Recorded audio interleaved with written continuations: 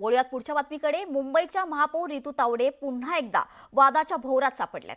त्यांच्या नव्या कोऱ्या गाडीवर लावण्यात आलेल्या लाल निळ्या फ्लॅश दिव्यांमुळे सोशल मीडियावर जोरदार चर्चा रंगली आहे। या प्रकरणावरून आता नियमांचं उल्लंघन होत असल्याची टीका त्यांच्यावर केली जाते।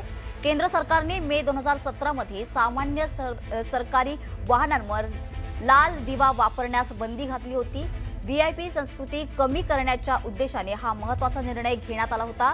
त्यानंतर बहुतांश सरकारी वाहनांवर लाल दिव्यांचा वापर थांबवण्यात आला। मात्र आता महापौरांच्या नव्या गाडीवर समोर लाल निळे फ्लॅश दिवे बसवण्यात आल्याची चर्चा सुरू झाली आहे। दिवसा देखील पोलिसांच्या वाहनांप्रमाणे हे दिवे लावले जात असल्याचं काही व्हिडिओ आणि फोटो सोशल मीडियावर व्हायरल होत आहेत।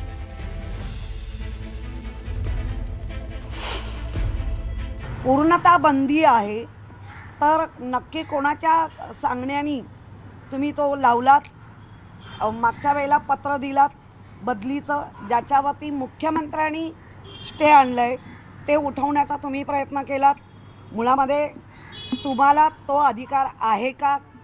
आणि तुमच्याच यानी केंद्रातून आलेले निर्णय, राज्यातून आलेल्या निर्णयाला तुम्ही जर साफ नकार देत असाल कृतीतून, लिखणातून, म्हणजे पत्राद्वारा, तर मला वाटतं याचं काय काय करायचं काय? आणि लाल दिव्याचा मोह तुम्हाला टाळता आला नाही का?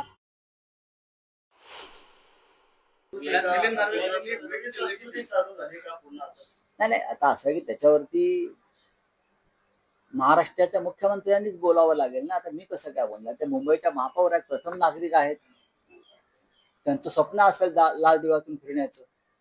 प्रत्येकाचं स्वप्न असतं लाल दिव्यातून फिरण्याचं। पण या देशामध्ये फक्त एकच व्यक्ती लाल दिव्याच्या गाडीतून फिरते, ते म्हणजे नरेंद्र मोदी। मला असं वाटतं मी त्याची माहिती घेतली। लाल दिवा गाडीवर वगैरे नव्हता, पण बॉनेटच्या ठिकाणी त्या ठिकाणी लाल दिवा होता। त्याच्यात काही महापौरांचा दोष नाही आहे। त्या संदर्भात राज्यामध्ये कोणीही लाल दिवे वापरू नयेत हा जुनाच आपला निर्णय आहे। त्यामुळे महापौरांना त्याची कल्पना आहे। मला असं वाटतं की विनाकारण त्यांना टार्गेट करण्याचा प्रयत्न आहे। अशा प्रकारे टार्गेट करणं योग्य नाही। दरम्यान या वादानंतर आता मुंबई पालिका प्रशासनानं सारवासारव करण्यास सुरुवात केली आहे। मुंबई महापालिकेच्या इतरही महत्त्वाच्या पदांवर असलेल्या नेत्यांच्या वाहनांना हे दिवे लावण्यात आले होते। मात्र 2 दिवसापूर्वीच प्रशासनाच्या लक्षात आल्यानंतर सगळ्या वाहनांवरचे हे दिवे काढून टाकण्यात आल्याची माहिती पालिका प्रशासनाने दिली आहे।